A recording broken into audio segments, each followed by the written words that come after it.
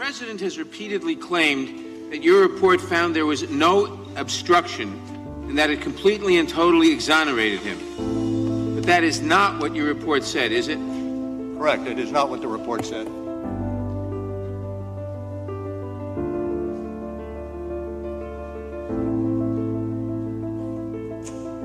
The Muller obstruction of justice is a serious crime that strikes at the core of an investigator's effort to find the truth, correct? Correct. An unsuccessful attempt to obstruct justice is still a crime. Is that correct? That is correct.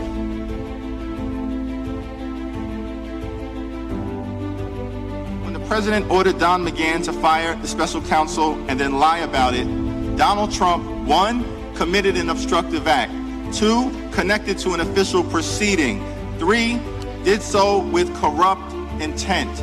Those are the elements of obstruction of justice. If anyone else had ordered a witness to create a false record and cover up acts that are subject of a law enforcement investigation, that person would be facing criminal charges. Witness tampering is a felony punishable by 20 years in prison. You found evidence that the president engaged in efforts, and I quote, to encourage witnesses not to cooperate with the investigation. Is that right? That's correct. The reason, again, that you did not indict Donald Trump is because of OLC opinion stating that you cannot indict a sitting president, correct? That is correct. Could you charge the president with a crime after he left office? Yes. You believe that you could charge the president of the United States with obstruction of justice after he left office? Yes. You determined that you were barred from indicting a sitting president. That is exactly why this committee must hold the president. Anyone else who did these things would be prosecuted for them. We must ensure that no one is above the law. We will continue our investigation and we will hold the president accountable because no one is above the law. This is the United States of America. No one is above the law. No one. The president must be held accountable one way or the other.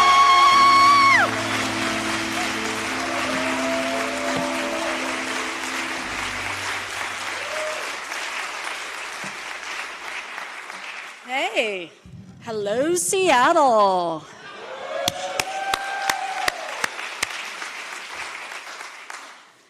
This is kind of amazing, right? I mean, who knew this many people would be so interested in taking a deep dive into one of the frameworks of our Constitution?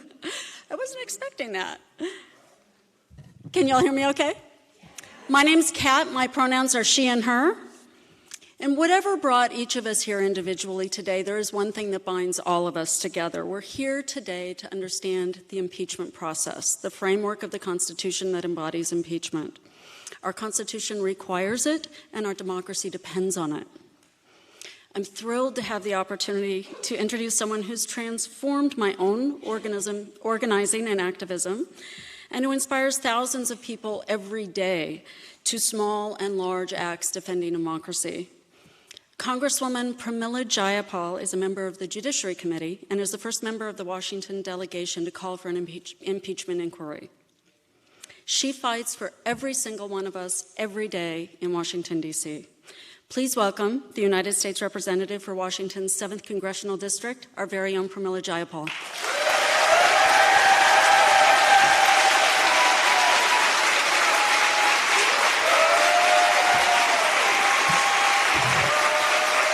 Hey, 7th District.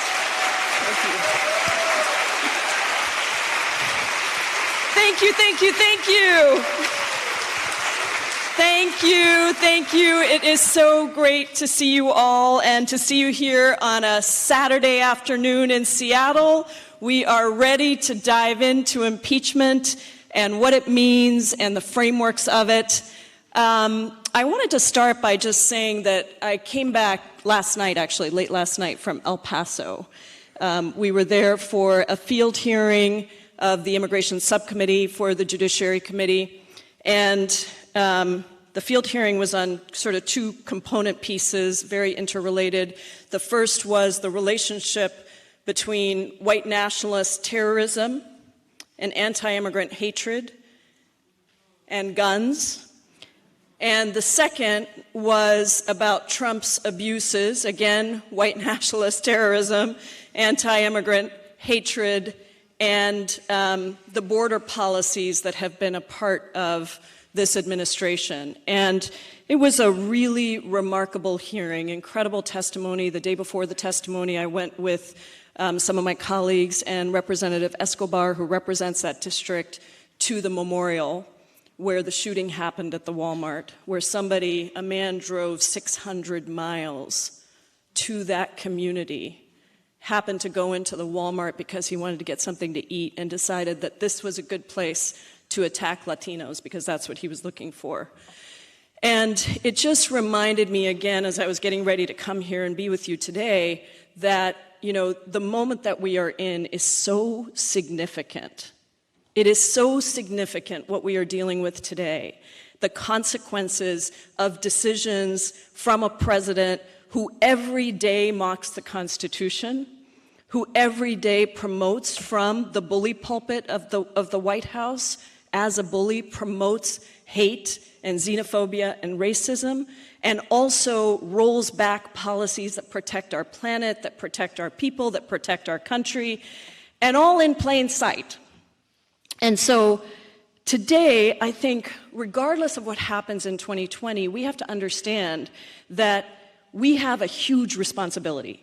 And that's why we're doing this impeach-in or impeach-in teach-in, because we feel like it is really important that it's not just a tiny group of us on the Judiciary Committee that understand and are diving into all the details of our Constitution, all of our framework, what's happened in the past, what could happen now. This is unprecedented, really, many of the things that are happening now. Not that everything doesn't have a precedent. There are some things that are similar to things that have happened in the past. You'll hear about them today. But there are a lot of things that are unprecedented that I don't think our framers thought about.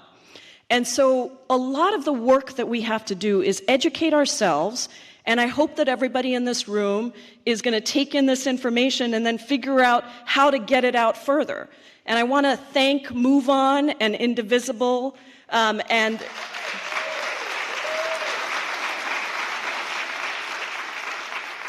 Kat is an incredible activist with both groups, Kat, who just introduced me. And I just have to say that that work on the ground of organizing and helping to get people engaged is so, so important. And so Move On is also live streaming this. So to people across the country that are watching that aren't in the room, welcome.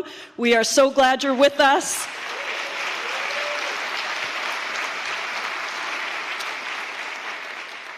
And regardless of what happens, again, with this process or with the 2020 elections, what I know is that the consequences of everything that's happened in the last couple of years is going to be felt for a long time. And so we will have a lot of work just to bring our country back and to remember again who we are.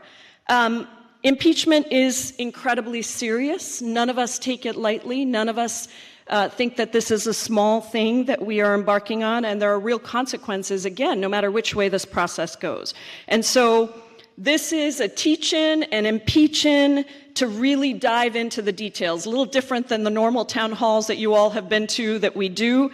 And just to quickly go through the agenda before I introduce somebody who I'm just so excited to have here in Seattle, and I know you are too.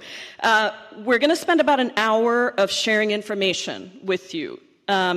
We will discuss the constitutional mechanisms of impeachment. We'll discuss the history of impeachment in the United States. And then we'll talk a little bit about the current state of play, what we're doing in the Judiciary Committee, what are the next steps. We'll talk about the potential areas of impeachment that we're seeing with this president. We will talk about the politics of impeachment, and then we'll spend the last 45 minutes on your questions. We want to make sure that there's a dialogue here. And to do this, I am just so excited. I invited one of the stars of our Judiciary Committee. And he's a dear friend of mine. We sat next to each other in the minority, which is, you know, a very traumatic experience to be in the minority on the Judiciary Committee. So you really need some love and some friends and some people who are just right there with you every step of the way and can groan with you when you groan and cheer when you cheer. Not that there were many moments in the minority to do that, but also then to be prepared for the majority. And Jamie Raskin, Congressman Raskin, who represents Maryland's 8th Congressional District,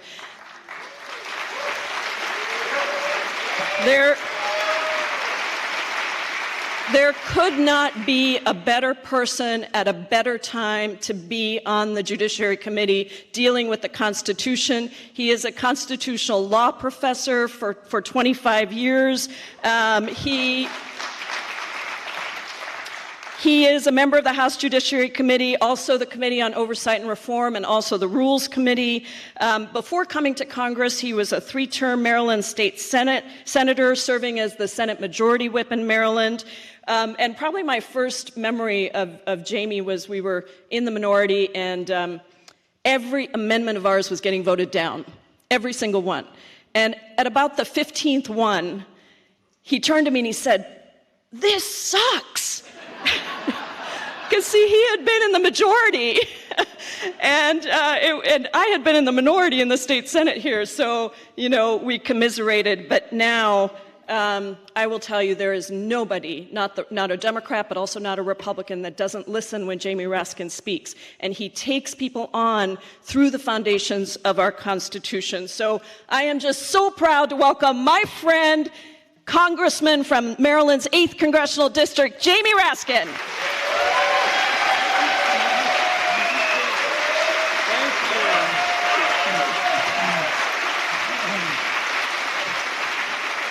Hello, Seattle. Hello, America. What an honor. What a delight to be with you and the great Pramila Jayapal and Move On and Indivisible out here. I confess that I'm not just a little bit jet-lagged, I'm a little disoriented because I left my office on Capitol Hill in Washington. I flew 5.5 hours out here only to arrive in Washington and to spend the night in Capitol Hill.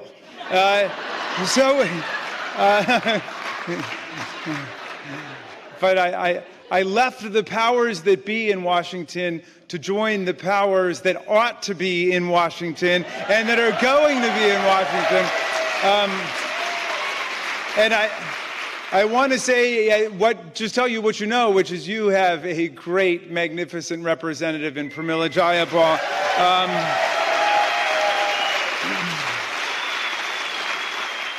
She defends the dream of America for immigrants. She defends the promise of America for citizens, and so she improves the reality of America for all of us every single day with what she's doing.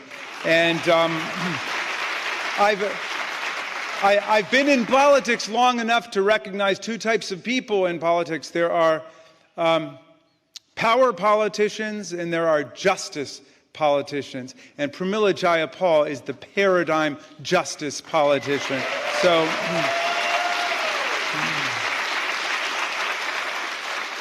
So before I begin, I want to say that I am dedicating my remarks today, such as they are, to my late father, Marcus Raskin, who in 1965 wrote a book with Bernard Fall called The Vietnam Reader, which helped to launch the anti-war teach-in movement in hundreds of communities across America and helped to transform the politics of the 1960s. And we don't have an impeachment reader yet, but we're getting there. When my dad died a year ago, Christmas, I read The Vietnam Reader for the first time. I went through his books. I had not read it. And the striking thing about it was that it was totally nonpartisan, non-polemical, non-ideological. It was a collection of writings that just set forth the facts, the history, the law, the political conflicts, and a wide diversity of opinions on the theory that the American people, once given the facts, once given the law and information, would be able themselves to make the right decision. The point was education for active democratic citizenship and engagement. That's the spirit we hope to follow, and I know it's the spirit that brings you here today, and I salute you for coming. And my dad used to say, when everything looks hopeless, you're the hope. And I'm looking out at this beautiful room with all of these people today, and I'm seeing the hope, and I'm feeling the hope, and I thank you all for participating. Now, I want to say one other word about the politics of this moment rooted in my own political career. The people on this stage, and I know the people in this room, are not afraid of a fight. We don't scare easy. Pramila and I go to work every day, and we fight for everything that we believe in, because everything that we believe in is under attack in America today. And I think of ourselves today as the true conservatives, because we want to conserve the land, the air, the water, the climate system, the Constitution, the Bill of Rights, Social Security, Medicare, Medicaid, the Affordable Care Act. Everything that they want to destroy is what we are trying to conserve in America. And we are not intimidated by the odds. We are not intimidated by the pundits. And we are not intimidated by establishment, beltway, conventional wisdom about anything. When I was elected to Congress in 2016, the same year that you sent Pramila to Congress, I prevailed in the most expensive congressional primary in U.S. history, and still it is to this day, more than $20 million spent. And I was outspent 9-1, 50-1 on TV, but I prevailed in a field of 9 candidates on the strength of progressive politics and grassroots organizing. The same combination that sent Pramila Jayapal to Congress. And I now proudly represent the extraordinary people of Maryland's 8th District in Montgomery, Frederick, and Carroll counties. But when I first got into politics in 2006, I ran for the state Senate against the president pro tem of the Maryland State Senate. Is my time? Oh, okay. All right, here's what I'm going to do. So, but am I the next speaker? Okay, so well, this is the first one we're doing. So, okay, I'm just going to, let me close with this thought. And I miscalculated. But let me just finish that story because it's important. So, my favorite story about that campaign is when I announced, people would say to me, you shouldn't run, you can't win. I'd say, why can't I win? They said, you can't beat the machine. And I'd say, who's the machine? And they would name 4 or 5 people. And I said, well, we got 175,000 people in our district. Those will be the last 5 people I go talk to. I'll go talk to everybody else, and then I'll get to the machine at the end. And when I started, the newspaper had an article quoting a pundit who said Raskin's chances of victory are considered impossible. And then 9 months later, we got 67% of the vote. There was another article, and the Washington Post had another article quoting a pundit who said Raskin's victory was inevitable. So we went from impossible to inevitable in 9 months because the pundits are never wrong. But when I announced for that, I laid out everything I wanted to do. I wanted to pass marriage equality in our state. I wanted to abolish the death penalty in our state. I wanted to restore voting rights for the former prisoners and so on. I went through the whole thing, and a woman came up to me afterwards. She said, Jamie, great speech. I loved your speech. But one thing, take out all that stuff you got in there about gay marriage. This is in 2006. She said, because it's not going to happen. It's never going to happen. Even the gay candidates don't talk about it. And it makes you sound like you're really extreme, like you're not in the political center. So I had to swallow hard because I didn't have that many attendees with me that day, and I didn't want to offend her. But I said, thank you for telling me that, because it makes me realize that it's not my ambition to be in the political center, which blows around with the wind. It's my ambition to be in the moral center, to try to find what's right, the best that we can, and bring the political center to us. So now, all right, now I'm getting into the part now about impeachment. Those were my prefatory remarks praising Pramila and you guys and telling you what I'm doing here. All right, this is a room, I suspect, of true blue diehard Democrats, and we are, of course, Democrats, but the crisis facing America is a universal one, and it cuts across all party lines. So I wanted to begin by striking a bipartisan note, by invoking our last great Republican president, Abraham Lincoln, who spoke of government of the people, by the people, and for the people. And in a nation that began not as a strong democracy, but as a slave republic of Christian white male property owners over the age of 21, this has been the tantalizing and always elusive ideal of our history. But through waves of social struggle and political organizing, we have opened America up to the people who have been marginalized, excluded, reviled, and oppressed. And this ideal is the key to unlocking the secrets of our national crisis today and understanding what the real meaning of impeachment is. Impeachment is the people's final instrument of constitutional self-defense against a president who behaves like a king and tramples the Constitution, the rule of law, and the essential values of the democracy. That's what it is. And it is an integral part of the constitutional design for democratic self-government, and therefore, it's a key tool in our constitutional toolkit.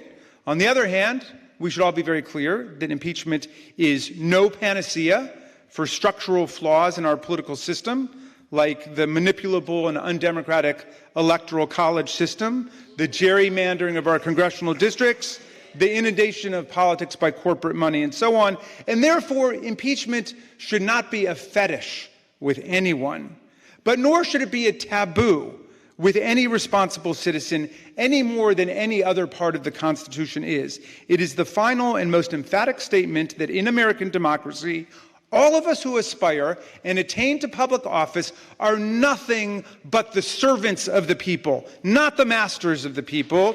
And the moment we forget that, and we begin to act like the masters of the people, that we are outside and above the law, that is the moment that we can be, we should be, and we must be removed from office. The Constitution... The Constitution provides for impeachment in the cases of, quote, treason, bribery, or other high crimes and misdemeanors, and I will argue today that this standard places the question of presidential betrayal at the very heart of the Constitution. Betrayal of the Republic, betrayal of the people, betrayal of the oath of office, betrayal of the national interest, and betrayal of the Constitution and rule of law. Treason, which is an enumerated impeachable offense, is betrayal of the nation in favor of enemy powers. Bribery is betrayal of the public interest in favor of self-enrichment and the interests of private bidders.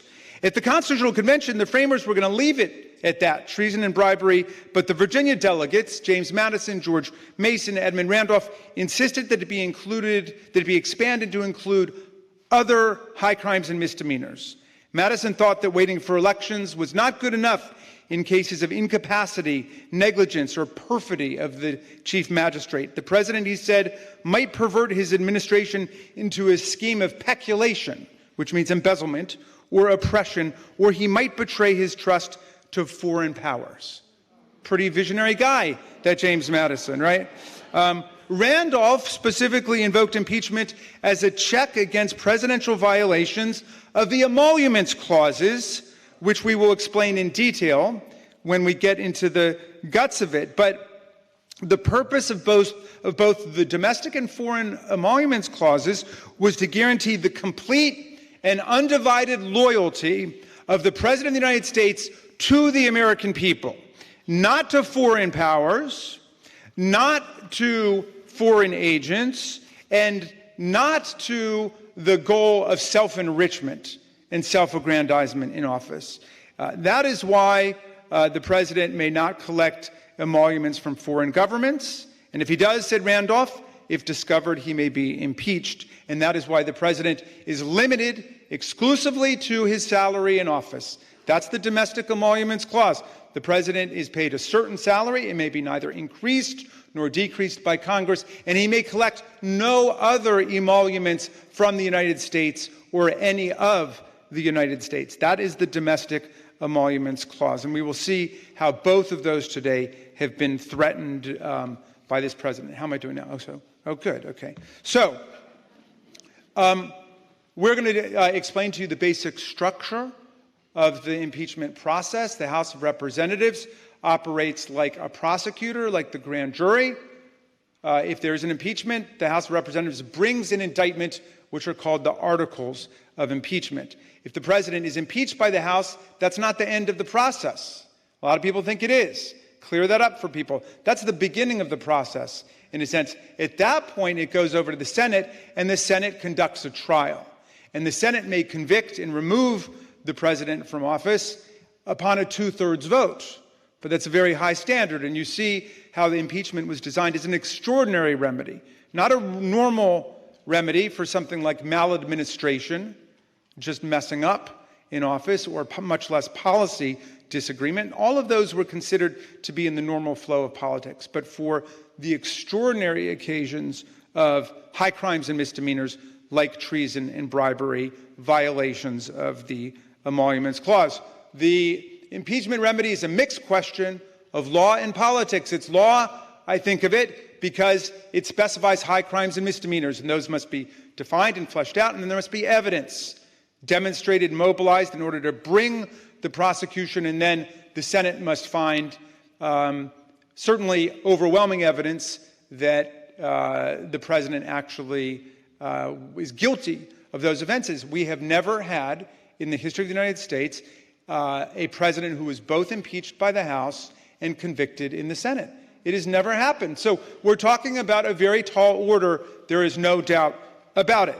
One of the things we're going to talk about today is the importance of pursuing high crimes and misdemeanors as a matter of educating the public and determining what to do, because there are other things that can be done as well. And we're going to talk about that and show how that fits in. All right, I've got 2 more minutes? Okay. I want everyone to focus on where impeachment fits in the constitutional structure and design, and to see why these forms of betrayal are at the very heart of the extraordinary remedy of impeachment. I often hear students say we have 3 co-equal branches of government. In fact, I often hear our colleagues say that whenever the president tramples the spending power of Congress by redirecting money we've appropriated for one purpose to another purpose, or whenever the president is trying to sabotage the Affordable Care Act. Somebody will get up and they'll say, Mr. President, you can't act like that. Please remember, we're a co-equal branch of government. And I want to just yank them down and say, stop saying that, okay? We are not a co-equal branch of government. That defies ignorance of what the constitutional design is.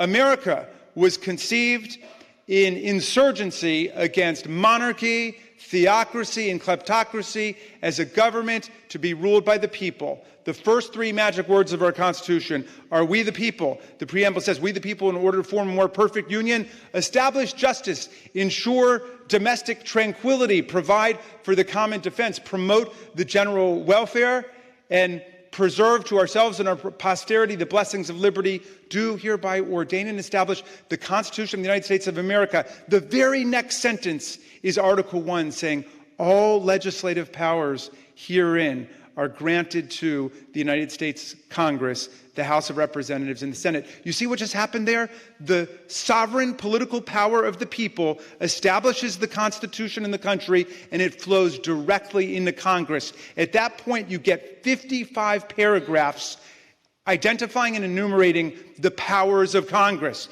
the power to regulate domestic commerce and international commerce, the power to impeach the president, the power to govern the seat of government, the nation's capital, intellectual property rights, the power of the purse and spending, and so on. And then finally you get to Article 2, which is about a quarter of the length of Article 1. 1/4 of it, Section 4, is describing the fact that the president can be impeached. But the rest of it basically says the president's job is to take care that the laws be faithfully executed. The president's job is to take care that the laws be faithfully executed and to serve as commander-in-chief of the Army and the Navy in times of actual conflict when they're called up. He can veto bills, but we can override his veto, and he can issue pardons. That's pretty much it. You see what's going on there? This is a government of, by, and for the people. Our representatives are in Congress. The president works for us. The Congress has the power to impeach the president. The president does not have the power to impeach the Congress, okay? And I'll close with that thought.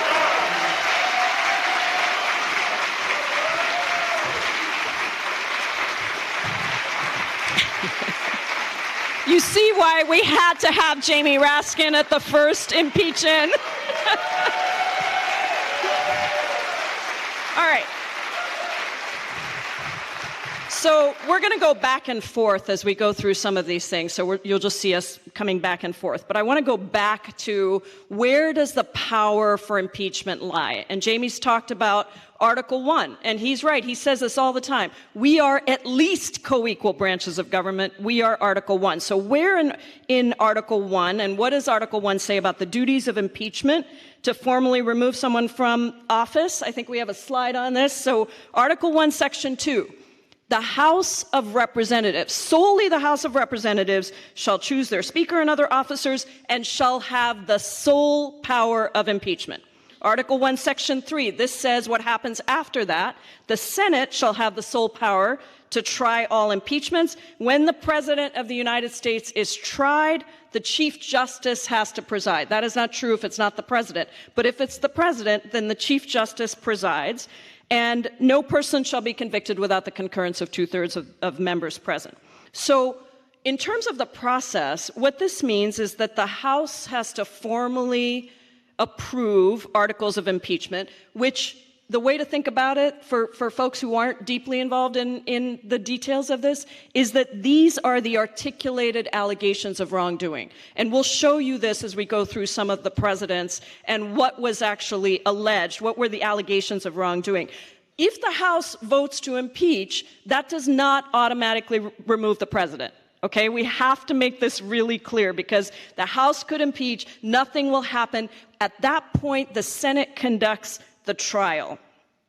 There isn't a single definition of what constitutes the beginning of an impeachment inquiry or investigation, and you've seen some confusion around this. And I just want to quickly say how it's happened over the course of the history. Until the mid-20th century, the approval of an investigation authorizing resolution by the House was actually needed to grant a committee the power to compel testimony. So until then, that was typically the way it was done. There was a vote on the House. They authorized a committee to actually be able to conduct the impeachment investigation. But in 1946, it was part of the Legislative Reorganization Act, the House began agreeing at the beginning of session, and we do this today, to resolutions that grant committees certain standing powers. And those standing powers have now come to include things like subpoenas and other things that would be a part of an investigation, an official investigation. And so since 1975, the standing rules of the House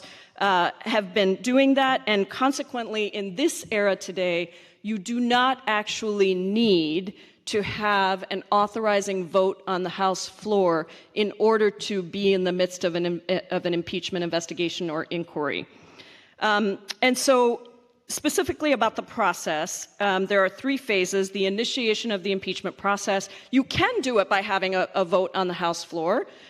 You could also have articles of impeachment drafted that are then referred to the committee, and the committee can decide to take them up or not take them up. We actually have, I think, either 2 or 3 sets of articles of impeachment that our colleagues have introduced that have been referred to the Judiciary Committee that we have not taken up yet. And then also we can just begin the process, which was what we did right before the break in court filings, where we actually called upon the highest powers that we have, which is the powers of impeachment. We said that to the court, we said we need this information because we are in the midst of conducting an investigation into whether or not the committee should recommend articles of impeachment to the full House. So the House Judiciary Committee, the second phase, investigates and holds hearings.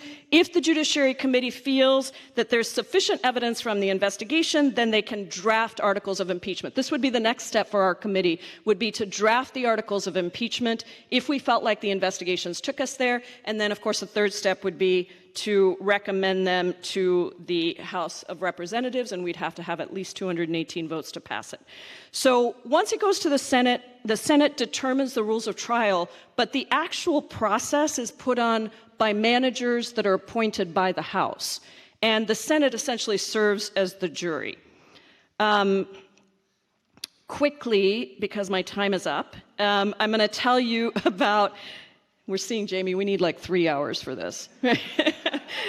We're seeing that impeachment has only been used 20 times in the history of the United States, but the House has actually only voted to approve articles of impeachment against 16 individuals. 4 resigned before the vote could occur. And 15 of them were judges, so I'm not going to spend a lot of time on those. The other 5 were Senator William Blount for conspiracy to aid a foreign power, resulting in his resignation. That was in 1789. President Andrew Johnson for violations of the Tenure Office Act, for firing Secretary of War. Jamie's going to go into this a little bit more. He was acquitted. Secretary of War William Belknap for bribery, also acquitted after his resignation. And then the presidents. And we'll talk now about the presidents. And let's start, Jamie, you want to start with Andrew Johnson? I'm going to stay right here because it's only 3 minutes. You know, when you read into this field, and I've been so busy working on it that I hadn't read some of these books, but on the airplane on the way out, I took a bunch of these impeachment books with me, and there's this kind of cult of consensus, which you find in some of the literature, that it was a really great thing that the Senate failed by 1 vote to convict and remove Andrew Johnson from office in 1868, and he was impeached overwhelmingly in the House, and then the impeachment managers who were sent over by the House, like the prosecutors to bring the case, they did a good job, but they fell 1 vote short in the Senate of convicting and removing Johnson. Anyway, a lot of the scholars say that this was a great thing for America, that Johnson was not impeached finally and removed and convicted by the Senate, which I think is just an outrageous mistake. It's true that his violation of the Tenure in Office Act, which had been adopted, is somewhat ambiguous because of the questionable constitutionality of that act. But what was really going on there was that Johnson, of course, had taken over in the wake of the assassination of President Lincoln and had undercut completely the whole purpose of congressional reconstruction in the South, to transfer land, resources, and voting rights to the African American population. And Andrew Johnson collaborated with the so-called Redeemers, the former Confederates in the southern states, to defeat Reconstruction and to put an end to it. I wish that the impeachers had added an article about that would not have been questioned or questionable in any way, simply saying that Johnson has been undercutting the meaning of the 14th Amendment and equal protection, and the 15th Amendment, voting rights for the newly freed citizens, and also the 13th Amendment by restoring the badges and incidents of slavery, as the southern states inaugurated a whole system of Jim Crow apartheid throughout the South. And I think that's a perfectly valid and legitimate basis upon which to impeach. I wish that that had been specified in the articles of impeachment, rather than focusing on this Tenure of Office Act, where the radical Republicans tried to protect the various pro-Reconstruction leaders in the executive branch. And then that got caught up in the whole question of to what extent the president's powers of discharge over executive branch employees could be limited by Congress. But the deeper tectonic shifts in American politics were what was really at play. And I think during this time period, with Trump, we've got to remember that we are also dealing with the president who is massively violating the separation of powers, not just by not turning over all the information which we have a lawful right to, but by overriding our specific legislative determinations. Like when we said, no, we're not going to give you tens of billions of dollars to build a stupid medieval vanity wall at the Texas-Mexican border, he went ahead anyway and began redirecting billions of dollars from other lawfully appropriated purposes to do that. That could very well become an impeachment count against this lawless president.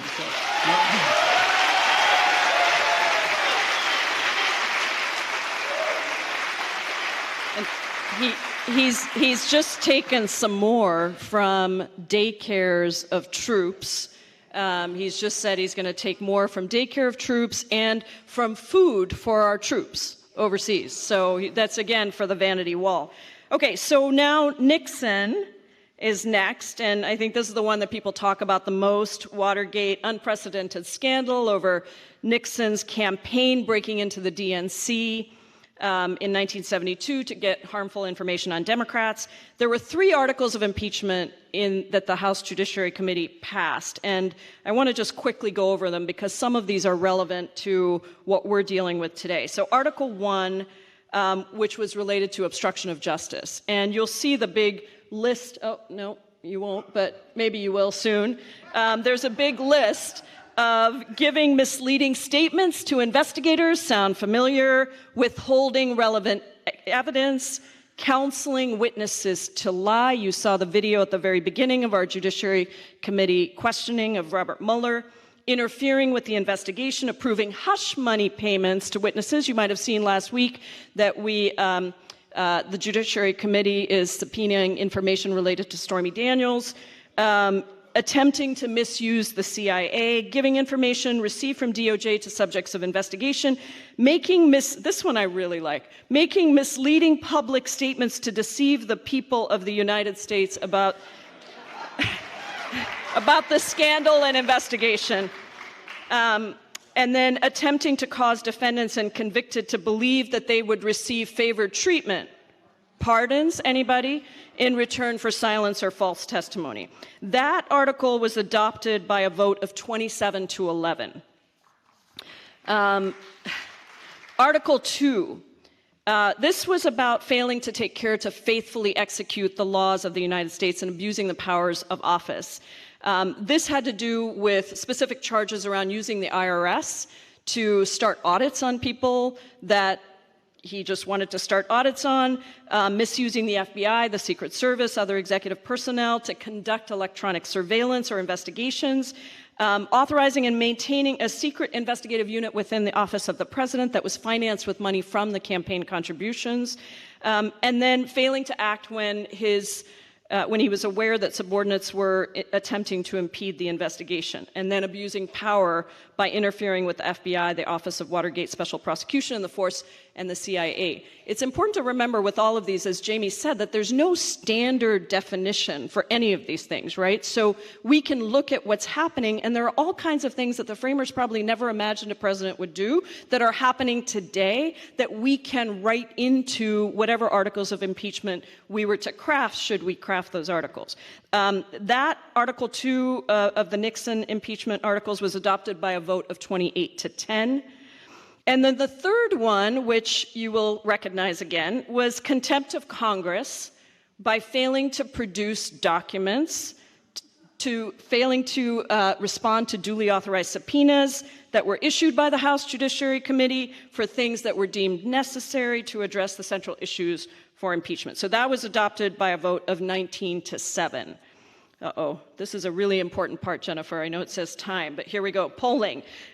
Polling. I'm going to take one more minute. All right, you hear all the time about polling and how the polls are not with us on impeachment. So I just want to say what was happening during the Watergate investigations. At the beginning of 1973, when the investigations were just starting, Nixon had been reelected by, at the beginning of 1973, Nixon had been reelected by a landslide. His approval rating was 68%. When the investigations started, polling for impeaching Nixon was at 19%. After a year of investigations, the polling got to the same point that polling to impeach Trump is at today. By the time Nixon resigned, it was inevitable that he was going to be impeached, so he resigned. And so I just want to make it clear that this, I think, when Jamie talks about his race, impossible to inevitable, some of that has to do with getting this information out. And that process was very, very long, and I'm not going to go into all of it, but the House Judiciary Committee spent 7 months, largely behind closed doors. 40 Nixon officials, campaign advisors, and close associates were indicted or convicted. We have, what is the number now for Trump in the Mueller investigation? We have a big number, and eventually the House Judiciary Committee did vote for impeachment. Now, it's important to know that 17 Republicans joined Democrats in that vote. And And Nixon ultimately resigned on August 8th, 1974, before the House could vote on the articles of impeachment. He was then pardoned by Gerald Ford, and I know many people who, I was not in the country at the time, but I know many people who lived through that, including my husband, who people really felt that that pardon was a terrible, terrible offense against the American people. And it is a large part, I think, of why Ford then lost his election, because people were outraged that somebody could do this, get away with it, and not have to, I mean, of course he had to resign the presidency, but to not actually be imprisoned for what he did, I think really undermined the faith of the American people in our democracy and how it works. So now we have Clinton. It's you. Well, so the Nixon impeachment is sometimes held up as one that was completely deserving, and the Clinton impeachment one is as one that was undeserving. Clinton was the third president to be impeached after Johnson and after Nixon. There were two counts that made it to the Senate, made it out of the House. One for perjury, essentially lying about his affair with Monica Lewinsky, and the other obstruction of justice. Neither of them got even a majority, much less a two-thirds majority in the Senate. The Republicans in the House were hell-bent on impeaching Bill Clinton and made it very much of a political campaign. In fact, when the Kenneth Starr report came back, and by the way, it was delivered the day after it was finished. I don't know if you ever saw the pictures of the big U-Haul truck that brought over not just the unredacted Starr report to the House of Representatives, but all of the supporting evidence. Compare that to what took place with Attorney General Muller, who basically pocket vetoed the report for 3.5 weeks, misstated and distorted the contents of the report, lied about it, provoking Special Counsel Mueller to write not one, but 2 letters of protest about how the Attorney General was misleading and confusing the American people about it, then finally released it the Friday night before Easter and Passover took place. But at that point, the wool had been pulled over the eyes of the American people, and there was this thick fog of propaganda and deception, which we've been trying to dispel ever since. But think about this. That report went from Kenneth Starr over to the House Judiciary Committee, and I think it was about 3 weeks later that they voted to send articles of impeachment to the floor of the House, and they didn't have any other witnesses. They just took the report as the basis of all their evidence, which theoretically we could have done too had we been able to see the report. Even now, if we could see the report in its unredacted version. But in any event, I believe that Bill Clinton was impeached by the House Republicans on a totally party line basis for low crimes and misdemeanors. Low crimes and misdemeanors. Why do I say that? Because what they did was, they initiated the Whitewater investigation, and then they decided that they could follow a bunch of clues relating to Bill Clinton's adultery and his affairs with women. So they went down that track, and they decided, okay, we can, set up some perjury traps, and we can make him perjure himself, which in due course he basically did. But what was he lying about? He was lying about an affair. Not affairs of state, affairs of the heart, okay? And I don't think that that's what the meaning of treason, bribery, and other high crimes and misdemeanors is. I think treason, bribery, and other high crimes and misdemeanors go to the question of offenses against the Constitution and the democratic state.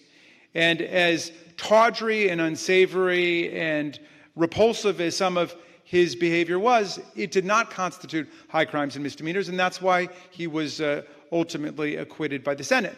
Now, one final point about this that Pramila raised about the question of public opinion. There's been a lot of attention given to public opinion about impeachment with respect to Donald Trump. I think it's not irrelevant, but I think it's played way disproportionate a role in this discussion because we haven't even talked about what the underlying offenses are yet. And so people don't know what they are. But in any event, it was 19% of the people favored impeachment of Richard Nixon before an impeachment investigation got started. In the case of Donald Trump, 44% of the people support impeachment even before we've had an impeachment investigation. So the question a lot of people raise is, well, is the case of Donald Trump more like Bill Clinton? Is it low crimes and misdemeanors? Or is it more like Richard Nixon? Is it high crimes and misdemeanors? We'll be talking about that next. So, let's see. Okay. All right, good. So now we're going to get into... I assume you're not hissing the possible grounds for impeachment. We're going to talk. This is a non-exhaustive list, right? This is non-exhaustive. It is a continuing list. But let's talk about some of the principal ones. And I really am cheered by the fact that the attention of the country is increasingly galvanized towards the Emoluments Clauses, because the Emoluments Clauses go right to the heart of the kind of republic that the framers wanted to create for us. Remember, before they created modern political democracy, the kings and the queens and the princes all ran government like a kleptocracy for themselves. It was all about their self-enrichment and self-glorification and so on. And they did with the government whatever it was that they pleased. We wanted to create government by the people, with Congress in charge as the lawmaking branch, and the president would take care that the laws be faithfully executed. Lest the president get any big ideas and think that he's a king, they built very specific safeguards in about the behavior of the president. And the Emoluments Clauses provide two sides, the foreign and the domestic side, of the exact same principle, which is the loyalty of the president must run in an undivided and complete way to the American people and to the national interest. Let's start with the Foreign Emoluments Clause. Article 1, Section 9, Clause 8 says that neither the president nor any of us in federal office, this applies to Pramila and me too, shall accept without the consent of Congress a present, an emolument, which means a payment, an office or a title of any kind whatever, totally categorical comprehensive language, of any kind whatever, from a prince, a king, or foreign state. Period. This president, okay, now let me tell you, this principle has been so uncontroversial and broadly accepted. We had never had any litigation about it before. We never had any controversy about it before. Donald Trump's big hero in racially charged nationalism, Andrew Jackson, received a gold medallion from Simon Bolivar, which he described as a prized possession. He treasured it. But he turned it immediately over to Congress and he said, "Can I keep this?" And Congress said, "No. You have to turn it over to the Department of State," which he did. Abraham Lincoln, in the middle of the Civil War, got 2 elephant tusks from the King of Siam, which he loved. And he sent them right over to Congress and said, "I kind of like these. I'd like to keep these." "No, you turn those over to the Department of Interior." Okay? So there's an unbroken line going right up to Donald Trump, who has never once come to us to ask for our consent for any of the dozens of hundreds, I would venture to guess, hundreds of foreign government payments he has received at the Trump office tower, the golf resorts all over the world, the hotels all over the world, and the headquarters of it all, the Trump Hotel in Washington, which I call the Washington Emolument. Okay, because the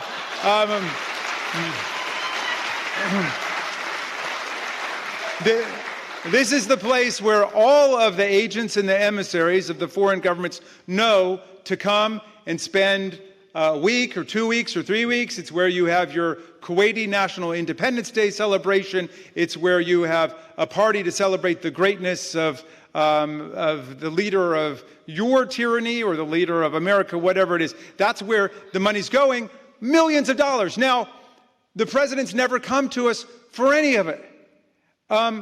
And what we know about this is the president understands what's wrong because he made a kind of fateful concession. They paid $343,000 into the Treasury last year and this year to represent what they called the profits from foreign government payments at their hotels. The profits. Now, there are several things wrong with that. First of all, the Constitution does not ban the president's acceptance of profits from foreign governments. It bans the acceptance of payments from foreign governments entirely. Whether it's gross or net, you're not allowed to take it, okay? So secondly, the president only reported by his own account money coming into the hotels, but not the office tower, and not any of the other more than 500 business ventures they have in licensing or media entities or whatever all over the world. None of the golf resorts, they didn't report any of that. But in any event, you can't keep any of it without the consent of Congress. It's not up to you to make a kind of idle, undefended estimate of it. Can I borrow some time for myself just to do the Domestic Emoluments Clause? If you give me 2 minutes. The Domestic Emoluments Clause, in Article 2, Section 1, Clause 7, what it says is the president is to receive a certain sum of money for salary compensation, which can be neither increased nor decreased by Congress during the term of office, and may receive no other emoluments from the government of the United States or any particular state. This thing is exploding now. Have you seen what he did? He ordered Vice President Pence to go and spend, I can't remember if it was 5 or 6 days at, what's the name of the resort in Ireland? Dunburg. Okay, it was 185 miles away from Dublin where his meetings were. So the poor guy had to wake up at 4:30 in the morning or something to get to his meetings. It's like if you had meetings in Washington, D.C., and you made a reservation at a hotel in Asbury Park, New Jersey, okay? And in order to drive down to get to your meetings. All why? So they can take money from the federal taxpayers, from the U.S. government, and put it into another failing Trump resort, okay? And yesterday brought the report that the Coast Guard air supply redirected planes going from the U.S. to Kuwait to stop in Scotland so they could go to the Turnberry Resort and also to patronize an airstrip which is also going broke, which Trump needs in order to support his failing business. When Trump said, "I'm going to run America like a business," he meant it. Like the 5 businesses he bankrupted before he became president of the United States. That's what he's doing now.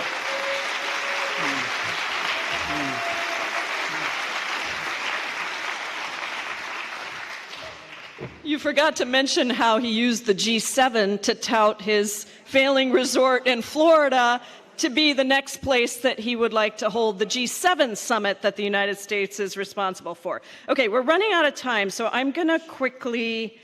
Jamie, we didn't cover campaign finance, but I think we're just going to have to skip that. And then let's go to obstruction of justice, because this is an important one. And you saw the video at the very beginning. The House Judiciary Committee has been putting out some really good videos, and they have a whole series of videos around the 5 of the 10 crimes of obstruction of justice that are indicated in the Muller Report. So there's 5 that are particularly important. And you saw at the very beginning that there are 3 things that you need for something to constitute obstruction of justice, right? So you need the obstructive act.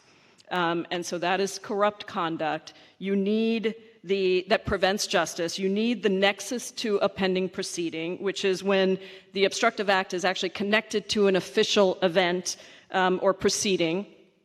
And then you need the corrupt intent. You need you need to be able to prove that the person actually knowingly and dishonestly tried to gain advantage. And so in those videos, you'll see us going through and sort of saying this, and this. These were incidents where all 3 of those were met.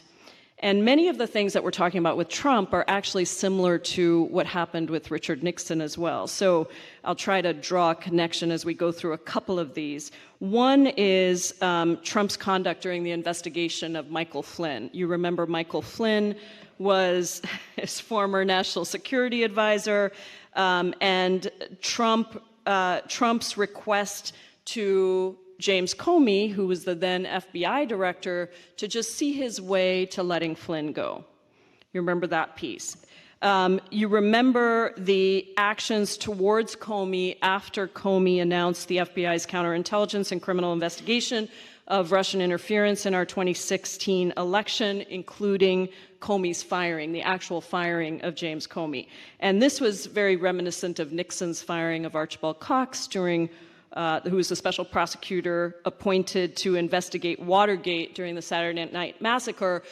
Trump was trying to get Comey and everybody else around him to fire Robert Mueller and remove the special counsel and obstruct the special counsel's investigation. And the Mueller report actually goes into quite a bit of detail.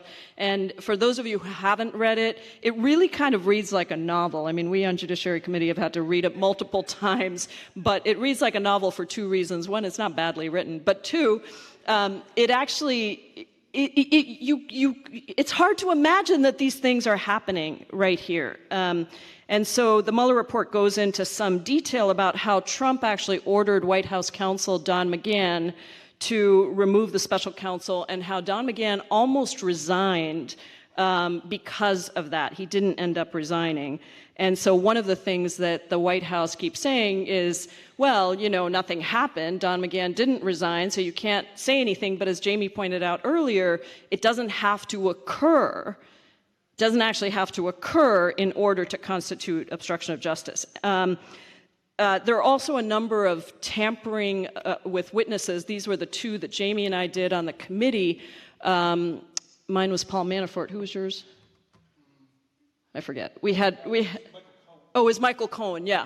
Tampering with witnesses and actually, literally engaging and tampering with key witnesses and dangling pardons to them and saying essentially, if you stick with me, and he did this both publicly and privately, if you stick with me, I will assure that you get a pardon. And so these acts of obstruction of justice, there are many of them, but there are 5 out of the 10 that are outlined in the Mueller report that we think you should pay particular attention to.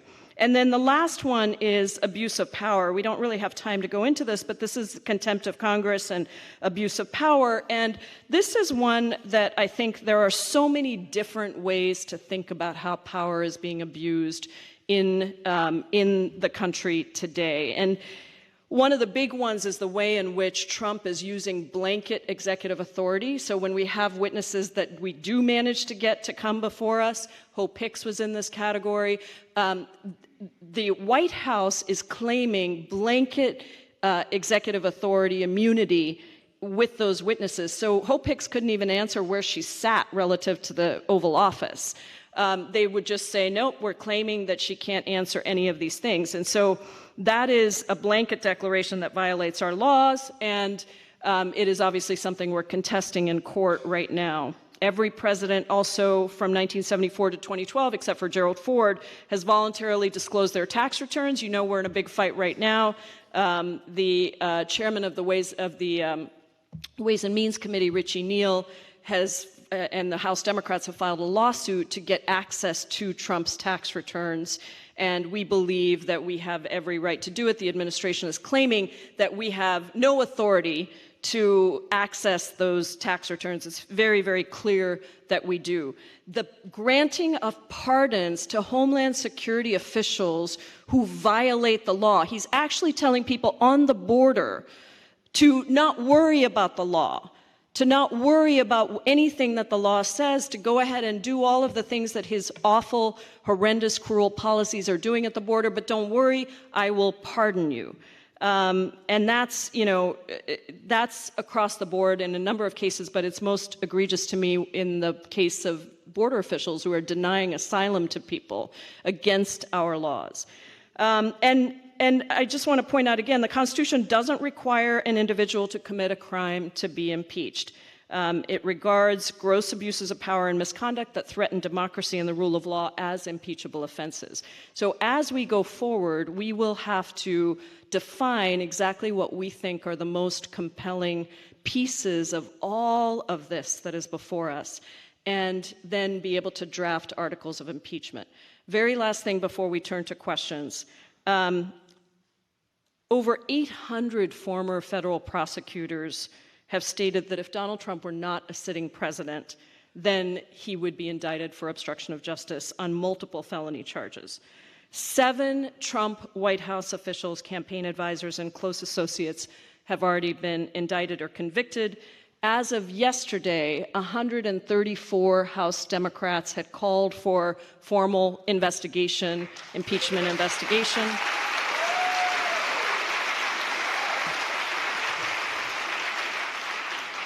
And last month, Chairman Nadler wrote to 4 House committees that are investigating Trump to say, please share everything that you have gotten related to any of these issues with the House Judiciary Committee, because the House Judiciary Committee is now formally in the process of an impeachment investigation, determining whether or not we will recommend articles of impeachment. So we have, as the House Judiciary Committee, we've sought key testimony from a number of witnesses, Don McGahn, former White House Staff Secretary Rob Porter, Corey Lewandowski is supposed to come before us soon, and we have many, many more that are outstanding. So one last point about the practicality of the Senate. The Senate, assuming all 47 Democrats voted to convict, we would still need 20 Republicans to actually be successful. So with that, 2 minutes, and then we'll open it up for questions.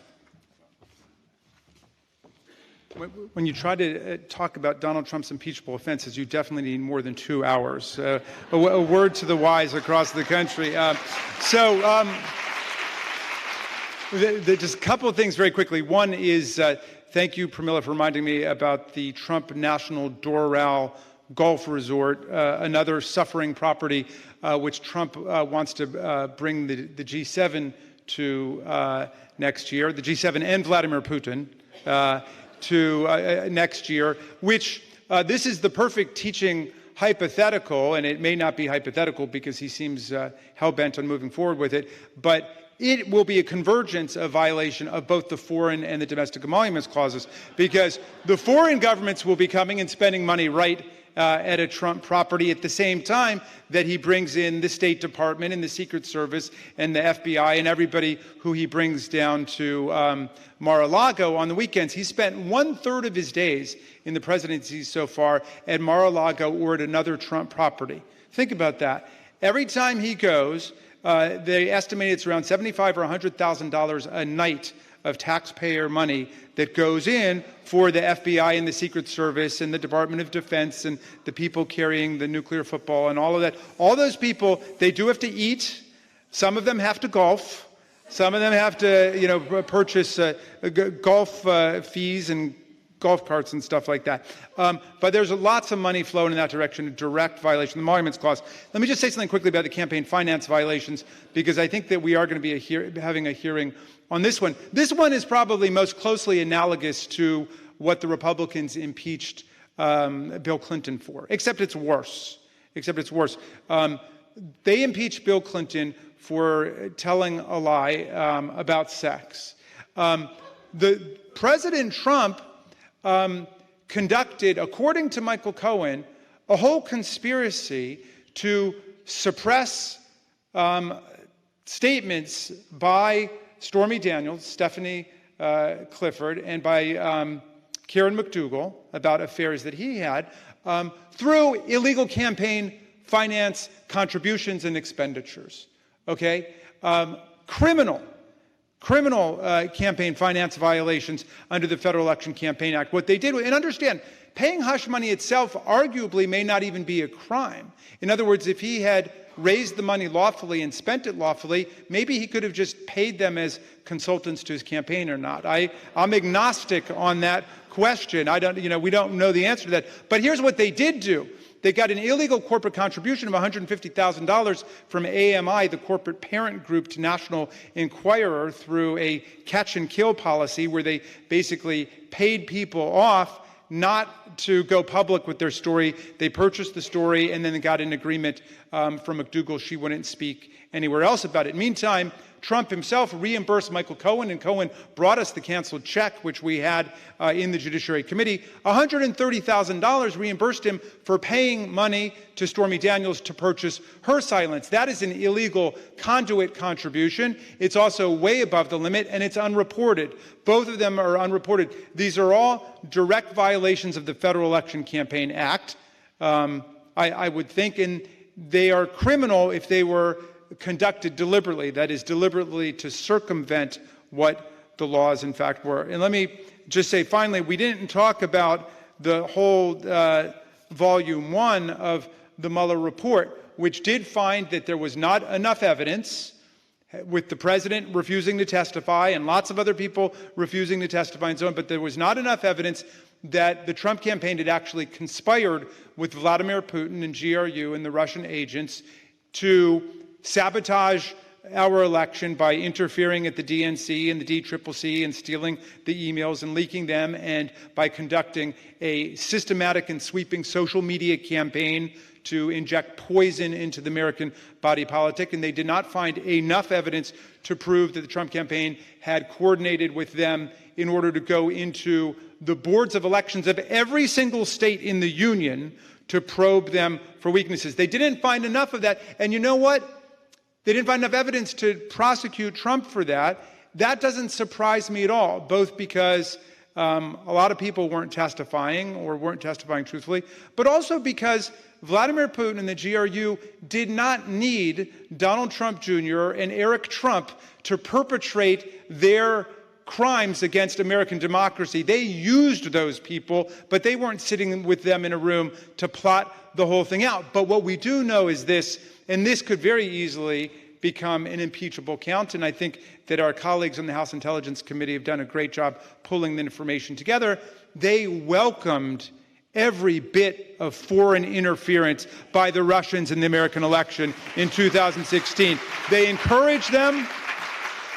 They solicited them. Donald Trump said aloud, "Russia, are you listening? Get those 35,000 emails from them and release them on the public." You know, a lot of people are puzzled by that. People say to me, "Jamie, can it be a crime if he did it publicly?" And I said, look, if you go and you put a disguise on and you rob a bank, that's bank robbery. If you take the disguise off and you show everybody who you are, that's a bank robbery too, okay?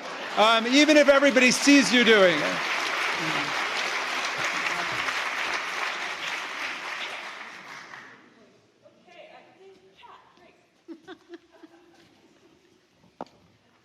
Back there taking notes about how not to commit bank robberies. We have time for questions, so why don't we get to that? And I think the process that will probably work best is if I pull a bunch of numbers out, and I realize that many people at the beginning got numbers, and you may or may not have a question, so you don't have to line up if your number is called. But if you have a question, please, once I call your number, proceed over here to your right, where Rachel, and Lauren, who are holding microphones and waving their hands in the air, will help you. Okay. 448010.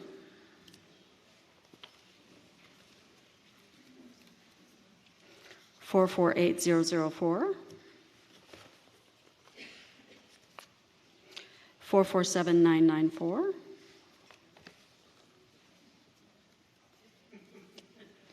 448038, 447944. In Maryland, we just raise our hands. It's called the Seattle process.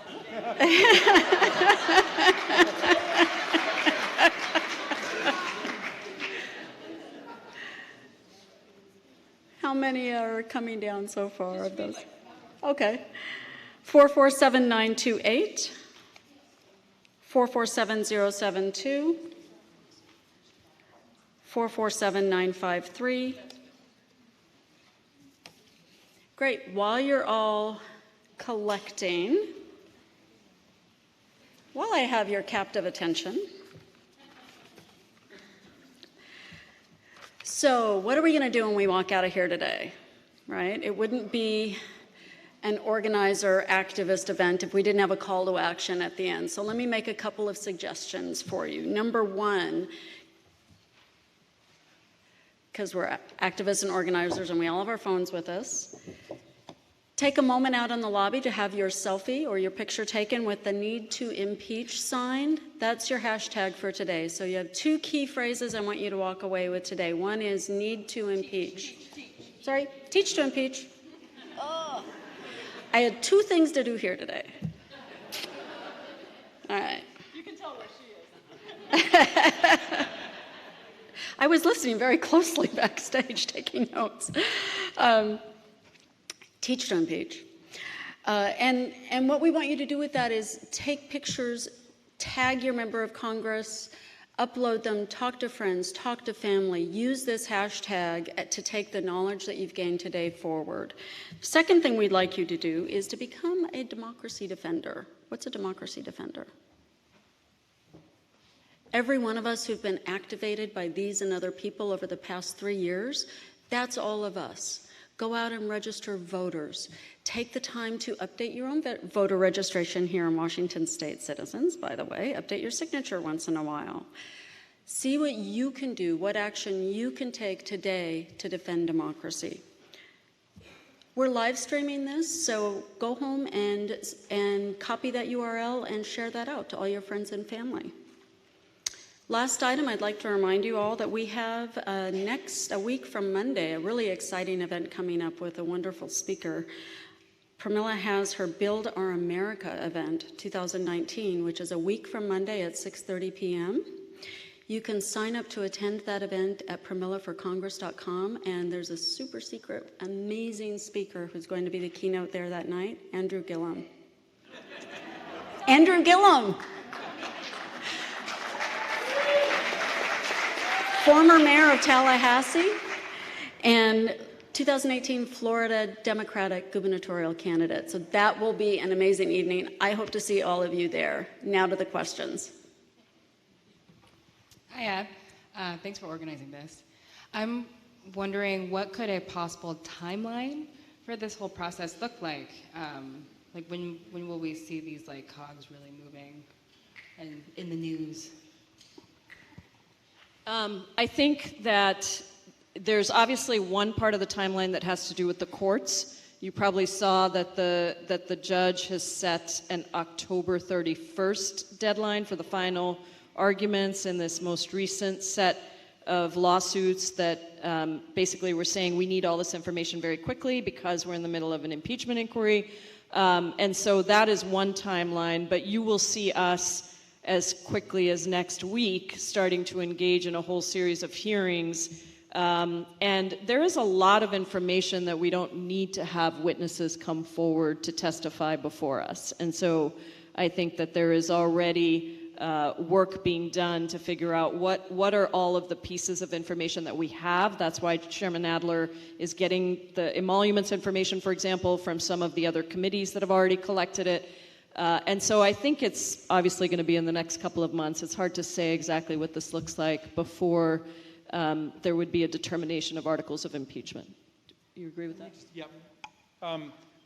The only thing I would add to that is we've been in this impeachment investigation for a pretty long time now, because to wake up in Trump's America is to be confronted with evidence of high crimes and misdemeanors on a daily basis. So we've been collecting this evidence from the beginning. The difficulty is cataloging it and inventorying it and classifying it and categorizing it, and that's what we're going to try to do. Then we have the problem of trying to decide ultimately what to do. Pramila and I were both very early champions of an impeachment investigation and an inquiry, but we at least I want to say for myself, I think exactly what the end game here is unclear, because we're in really terra incognita. This is totally unprecedented, the kind of lawlessness and recklessness we've seen. We didn't even get a chance to talk about the 25th Amendment, and I'm happy to answer a question about that too if anybody's interested. But there are a lot of different factors here, and we've got to be we have to be nimble and we have to be effective in addressing everything that's happening, and we've got to make sure that when we get into 2020 that we take back the U.S. Senate, we expand our majority in the House, and we win back the White House.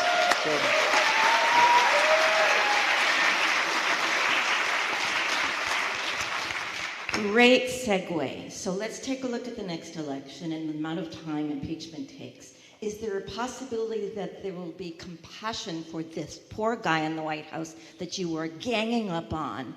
Is it possible that this process will embolden those people who still support Voldemort, and therefore we won't have the successes in the next election that we're really working so hard for? What are your opinions on that?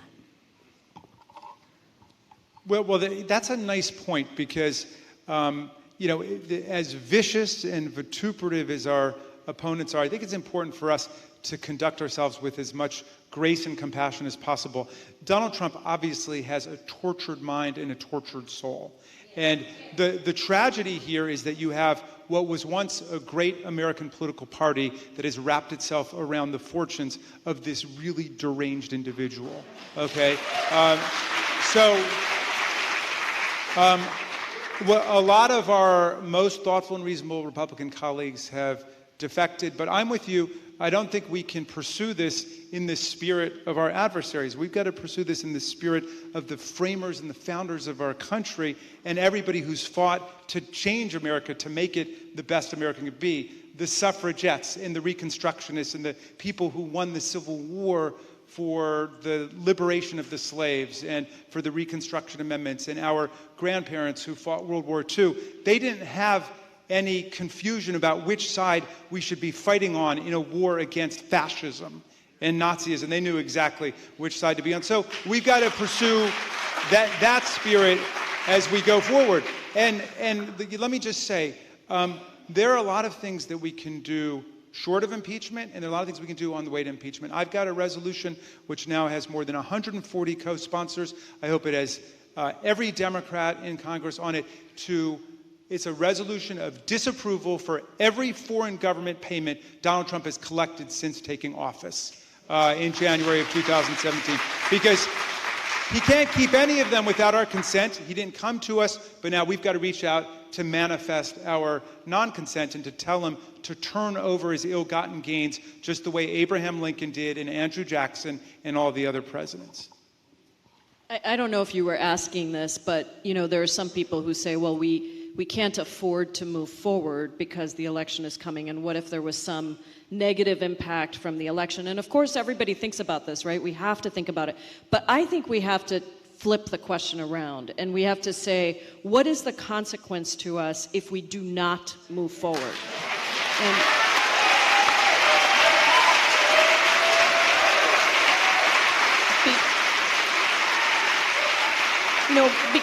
because I think about what we do to the country and the Constitution if we say anybody can come into office and for 4 years they can do whatever the hell they want, and then the only way to get them out is to have an election. That actually takes away all the power that was given to us in Article 1.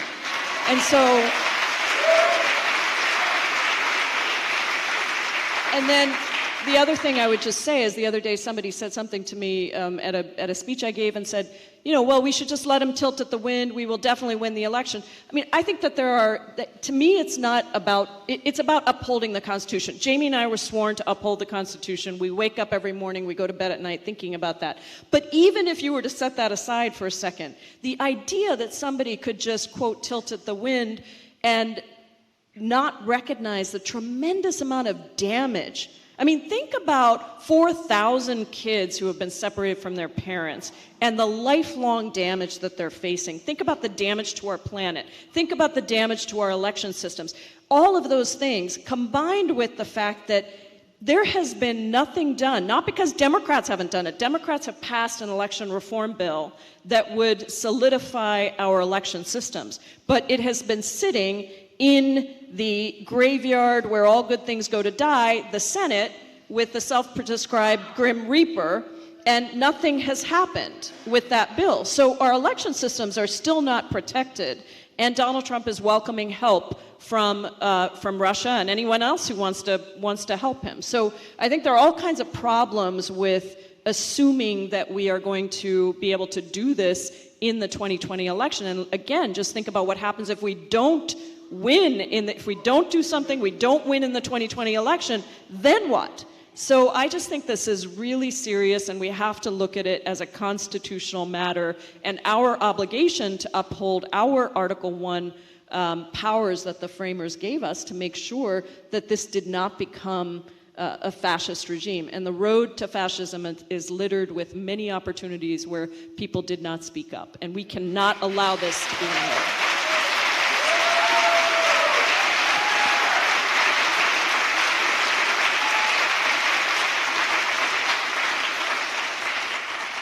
Hello, and thank you for doing this. My question is about Congress enforcing its authority with regards to subpoenaing witnesses.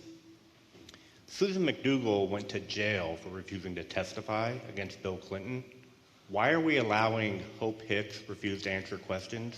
Why are we allowing Steve Mnuchin, Don McGahn, whether they're current or former administration officials or even associates of Donald Trump that never even worked in the White House, to just thumb their nose at us?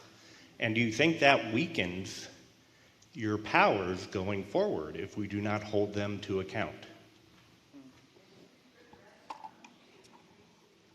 Well, I agree with you that this is a test of congressional power and our seriousness under Article 1 and our seriousness about defending all of our constitutional values. I'm completely with you on it. This president has absolutely engaged in contempt of Congress by ordering the executive branch not to comply with congressional subpoenas and other lawful demands for information and for testimony. The Supreme Court has been perfectly clear about this, that in order for the people's representatives to legislate for the people, we need information, right? James Madison said, those who mean to be their own governors must arm themselves with the power that knowledge gives.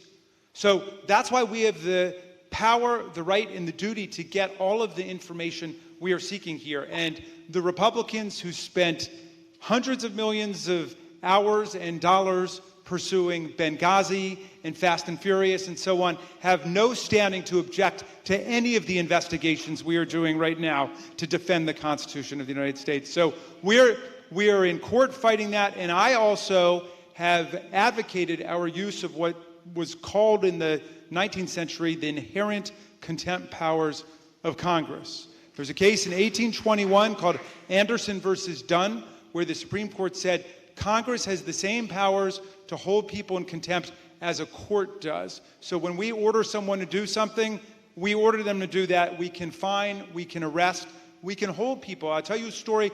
Wait, what's everybody saying? Why don't we do it? Hey, well, all in due time, all in due time. I mean, we're Pramila Jayapal and I are not the Speaker of the House of Representatives right now. We've got a big caucus, and we've got to educate people. We're on the Judiciary Committee. We spend time with this stuff every single day. But I did say, I was asked by the New York Times, are you saying you would arrest the Attorney General of the United States for not turning over an unredacted report?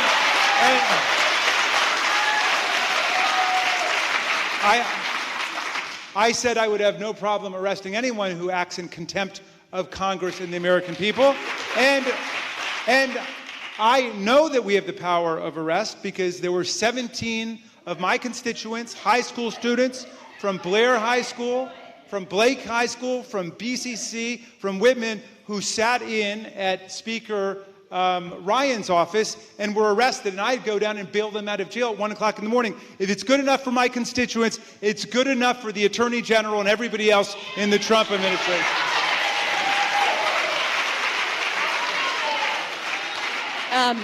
I think there are two things. So we have actually voted some inherent contempt resolutions on the floor, but we haven't followed up with jailing people in our congressional jail. But what I wanted to say also is that one of the big contradictions of everything that's happening is this, we have always relied on the courts, right, to do things and to move us along and to get us to justice. But the problem is you have somebody who is willing to do illegal things every single day and then assume that you are going to go to the court because that's what has traditionally happened, which means that they will then get a very long leeway to continue to do all those terrible things. I don't know what the answer is to that. I know that, we have different remedies available to us. As Jamie said, I'm the co-chair of the Progressive Caucus. We have 98 members in the House. I think most of the members of the Progressive Caucus would be in favor of using all of our powers, including that inherent contempt authority.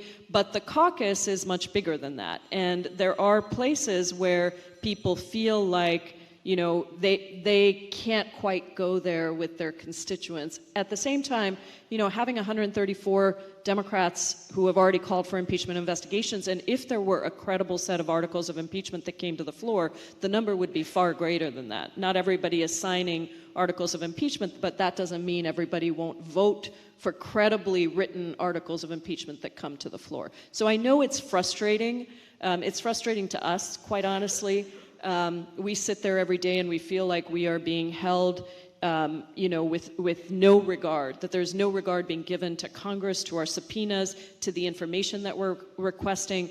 But there is a process also, now that we are in this impeachment investigation, some of what the court looks at is how have you engaged with these individuals? How hard have you tried so that it isn't a frivolous process? So there are a lot of things that are going on, but I hear the frustration. I know everybody here is going to be ready for the congressional jail to be put into use.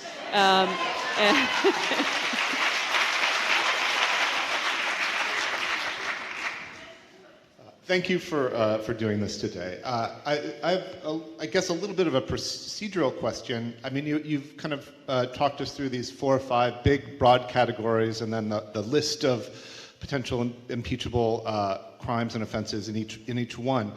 And you've also said that these are ongoing crimes that are happening.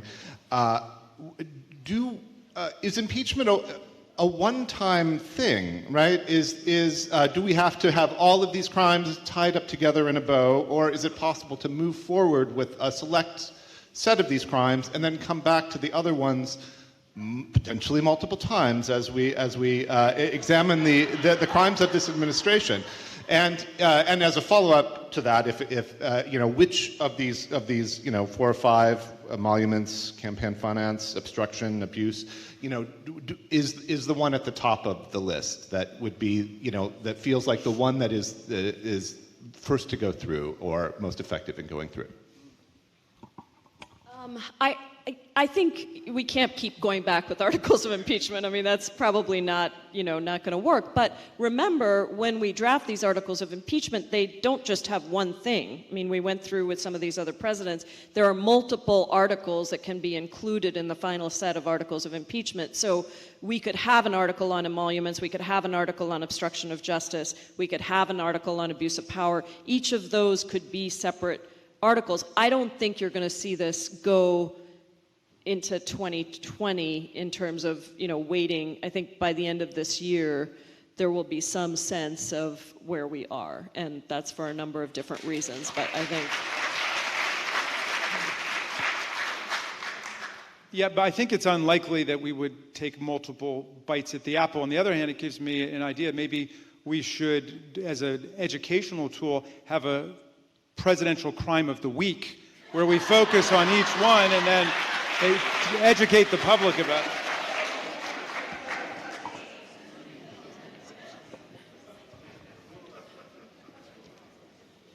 Hi, thanks for all your work, first of all. I've been writing letters and postcards and making phone calls about many impeachable offenses for maybe about 2.5 years now.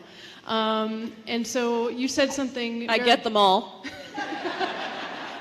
Hooray, enjoy. I do, thank you.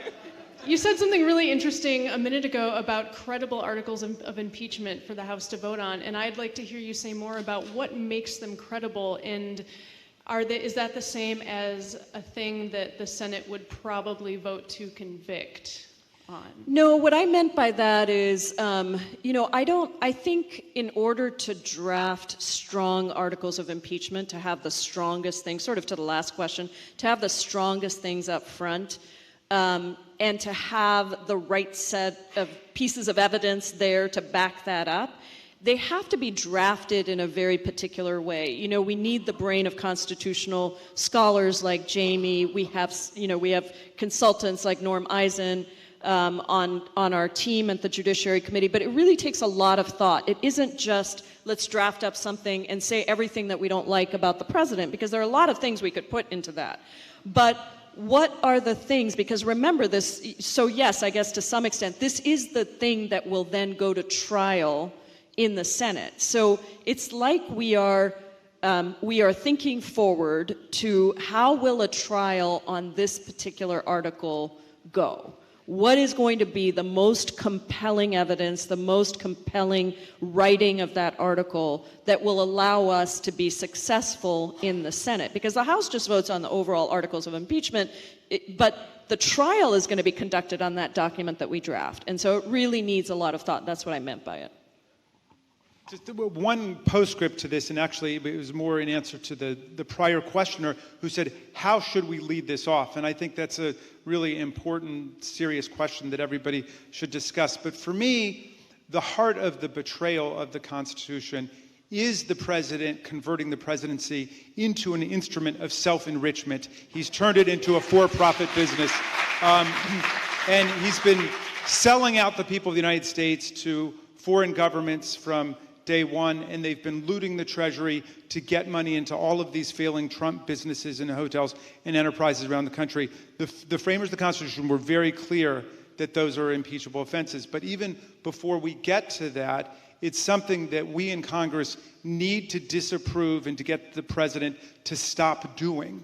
And I think that is a way to confront the president on his illegality really soon. We can make this happen in the month of September, and I hope that we will.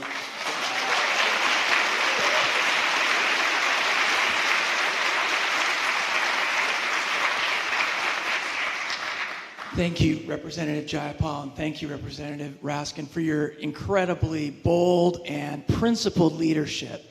I think you're really displaying what we would like to see in our leaders in terms of real backbone.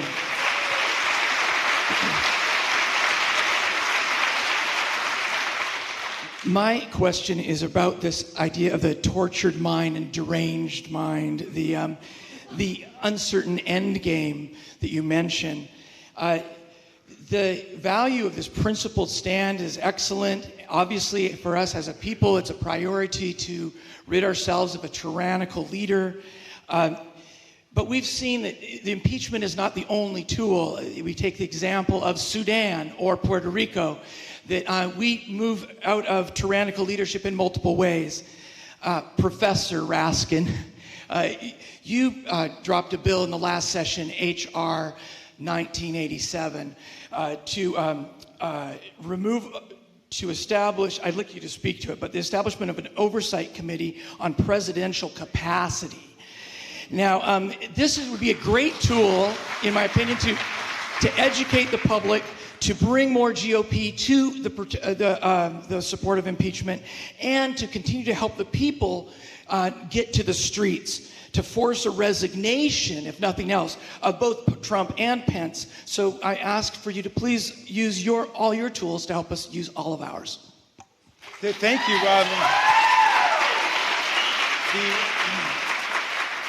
Everybody knows that there's a President's Council on Fitness.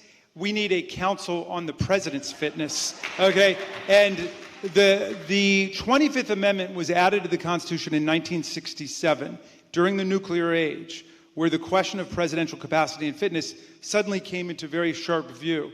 And the framers of the 25th Amendment, Birch Bayh, Robert F. Kennedy, some other senators, insisted that we have a very clear mechanism for succession. So Section 1 of the 25th Amendment says if the president is removed, the vice president becomes president. If the vice presidency is vacant, the president nominates and someone becomes president with the concurrent majority of both houses of Congress. Section 3 says if there's a temporary incapacity, the president can turn the powers of Congress over to the vice president voluntarily. I think of this as the colonoscopy section because a lot of presidents have done this when they've undergone a colonoscopy. Reagan did it with Bush did it with Quayle, and so on.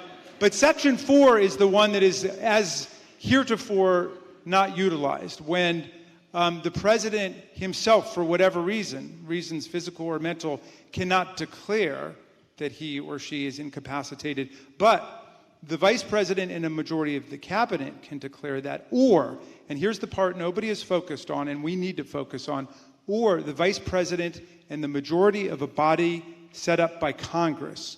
And when I got elected, I read the 25th Amendment. It attracted my interest immediately.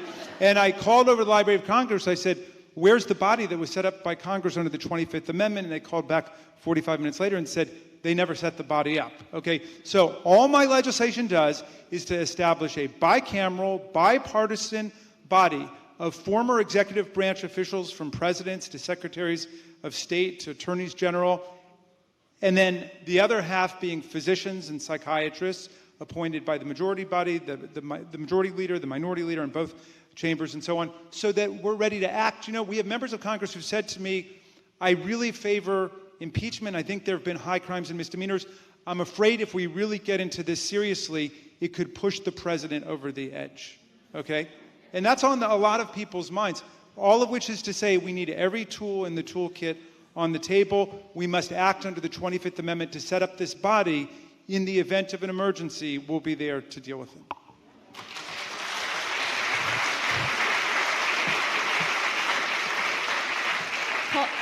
We're going to take two more questions. Call those two, and then I just wanted to say one thing about that last question. 447-996, 448-0005. Just quickly, do you remember when that op-ed came out in the New York Times by the unnamed person saying that, we're, don't worry, we've got this. We're, we know there's a problem, but we're back here, we're handling it.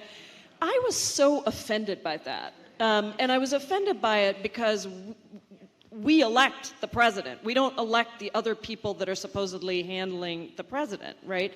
And so I really think that there is a bizarre mindset right now where there are a lot of people in this country, including in his cabinet, including people who have resigned from his cabinet. You listen to Jim Mattis talk with his new book, and people who are deeply afraid of the mental stability of this man in the White House that we have consigned the nuclear codes to, that we have given the power to on the international stage, that is, undermining our relationships with the rest of the world, that could take us into war any day.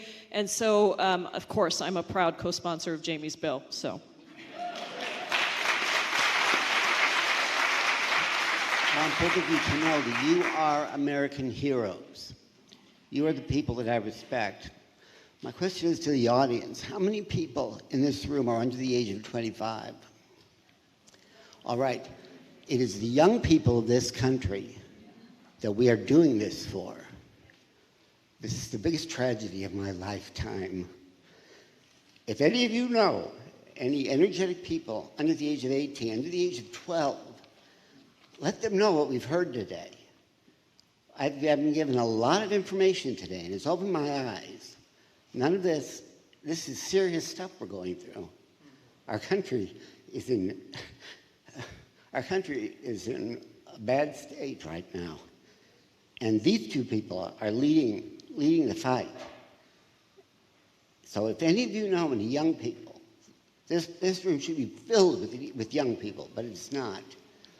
We're doing this for the young people of America, and these are American heroes.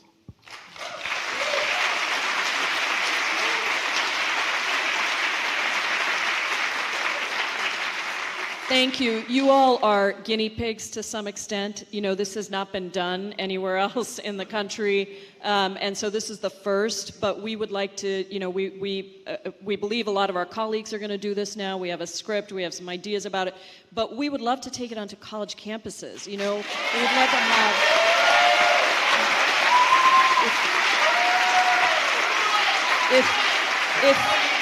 If any of you are professors at universities, you don't have to have a member of Congress to do this either. I mean, we could even try to Skype in or something if it's not possible. But the key is we got to get this information out widely, and we cannot do it just with us in Congress. It has to be a community project, a democracy project. That's why we call it Democracy Defenders, because we really want you to take this and take it every possible place you can. Do house parties, do college, in your classes, if you're teachers, anything that we can do to get this information out. And of course, we'll continue to perfect it as we go along. But thank you for allowing us to treat you as guinea pigs today and trying this out. And we have, is it one last question?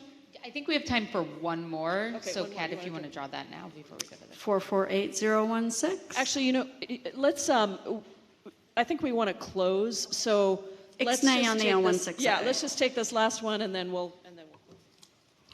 Hi. In 1974, during the Nixon impeachment process in the House, there were actually 5 articles that were put forward. 3 were passed, 2 weren't.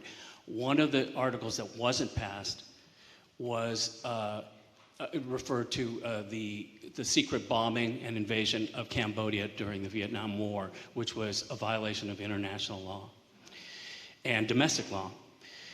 That unfortunately did not pass because none of the Republicans and 9 of the Democrats voted against it. In the event that we are thinking about thinking about a little broadly about the crimes of this president, I think we need to think about an article of impeachment that talks about the war in Yemen, which is similarly illegal under international law, has caused what the UN has described as the largest humanitarian crisis on the planet, with 1 million people who are sick with cholera in that country. And it's one thing to talk about our wealth being squandered, but when we talk about the war in Yemen, we're talking about people who are dying, who are not in this country. And so I would appeal to you, and I appeal to everybody, to consider this as one of the things that we have to include in an impeachment process in the House. I'm going to let Jamie speak.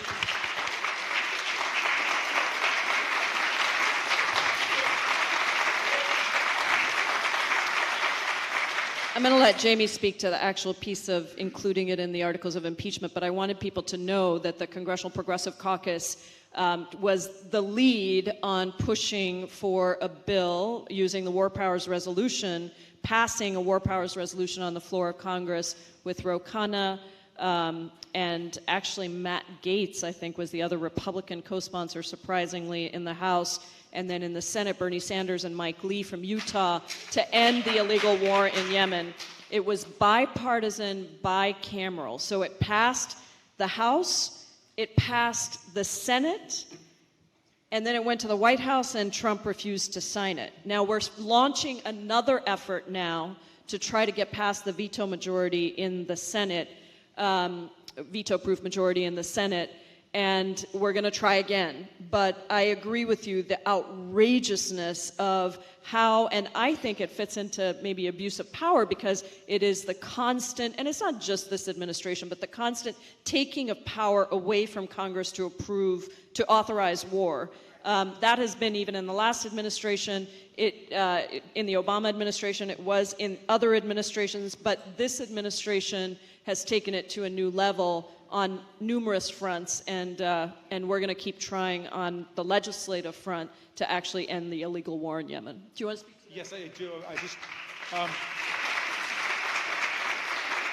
thank you for that excellent and lucid point. Just to expand upon what Pramila just said, we exercised the War Powers Act for the first time since its passage bicamerally to say that the president could no longer conduct its policy backing Saudi Arabia in the bloody war in Yemen. He vetoed it. We were not able to muster the 2/3 vote to override the veto. But if you think about it, there's something really wrong with that. Congress has the power to declare war, not the president, and we can declare war by a majority. But if bicameral majorities say we don't want to go to war, can the president really veto it and us have to undeclare war by 2/3. It makes no sense. So that demonstrates a real flaw in the War Powers Act, that it shifts the presumption in the wrong direction. So,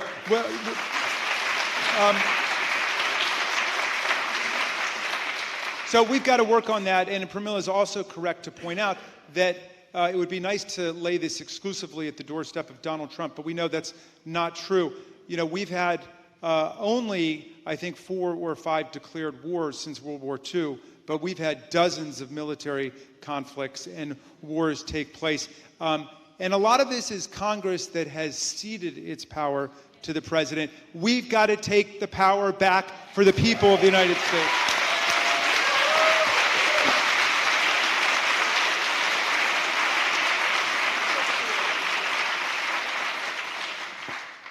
All right, we are going to close, my dear new friends in Seattle. Thank you.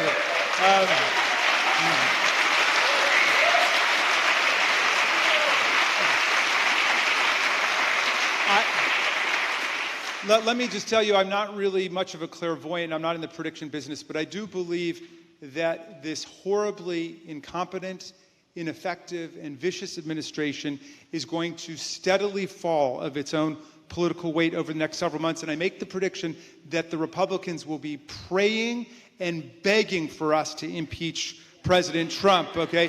Because he is bringing their whole party all the way down into the abyss of disgrace and disrepute. And who knows whether the Republican Party even survives the Trump presidency when this is over. But for the rest of us,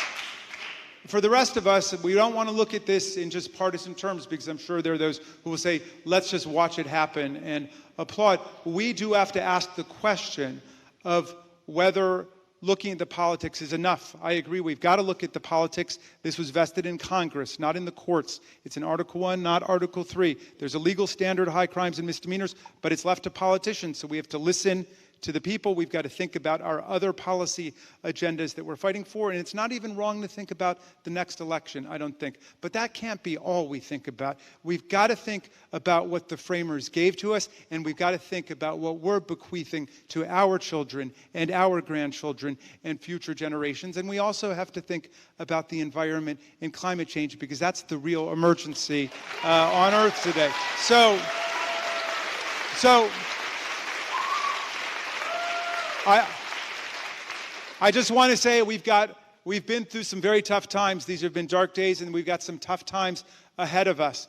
But we do have the framers of the Constitution and everybody who's struggled for freedom and democracy and justice in our history on our side, fighting along with us. We've got an aroused populace. Donald Trump won, in quotes, in the Electoral College with a popular vote minority. The majority of people were against him at the beginning, and a lot more are against him now, okay? But we have to ask the very difficult question of what do you do when you have a president who has committed clearly impeachable offenses, but you have a Senate which appears to be stalwart like a religious cult wrapped around him in defending everything that he's doing. That's a very tough and complicated question, and I don't make moral judgments against anybody for what position they come down on that. We're going to have serious discussion about that, but that's the end of the process. In the meantime, let's get out the truth of every high crime and misdemeanor committed by President Donald Trump. And I leave you finally with the words of 2 great Americans, one a great Marylander, Frederick Douglass, who said, if there is no struggle, there's no progress. The struggle may be moral, it may be material, it may be moral material, but there must be struggle. Power concedes nothing without a demand. It never has, and it never will. From Maryland, Frederick Douglass to you. And finally, the words of the great Thomas Paine, who came over to America to help build the first democratic nation on earth, conceived in insurgency against monarchy and plutocracy and oppression.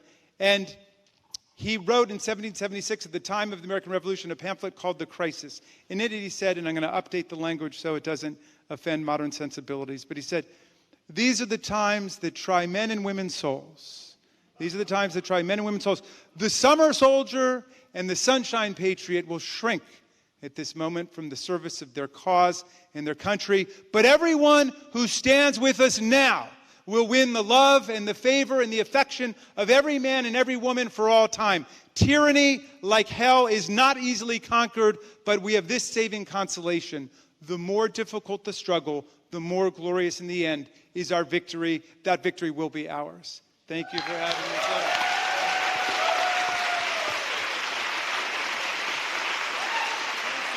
So everybody join me in thanking Jamie Raskin.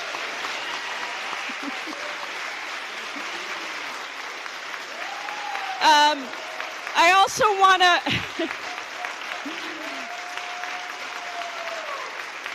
I also want to thank Sarah, Jamie's wife. Where is she?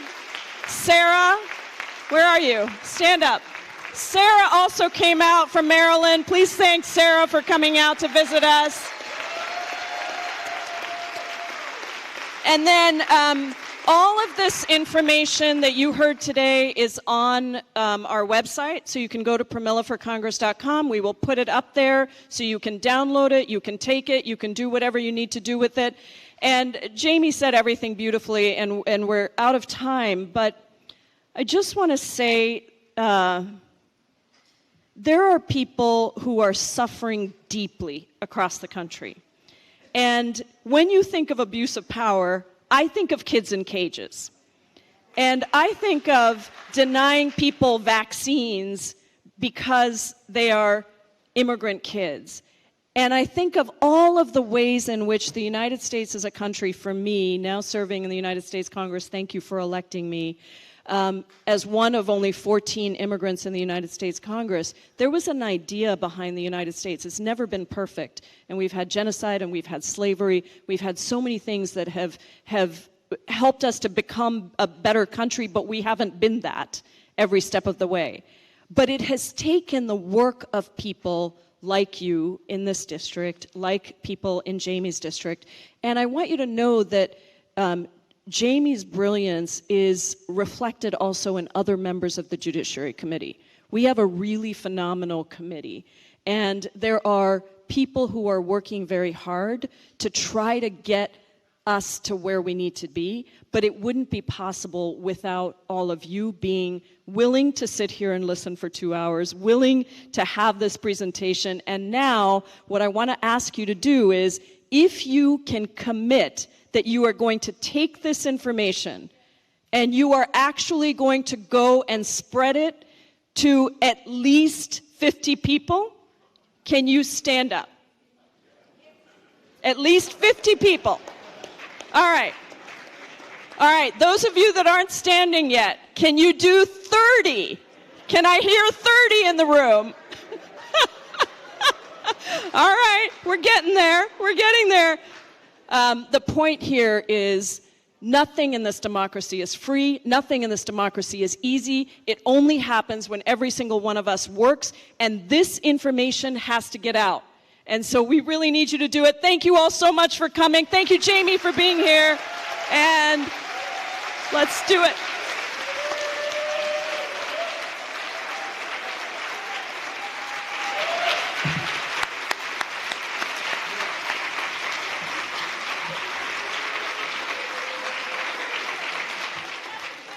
Martin, Kat, thank you.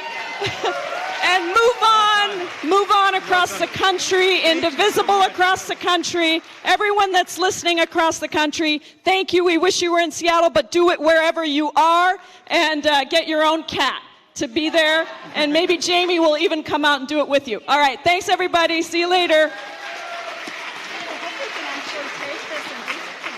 Yeah, we're a lot of people watching. Neighbors 93. Roaming around the town that I come from, raiding cannonball trees. I believe that there's a ledger somewhere the days go. They say don't think about it all so much.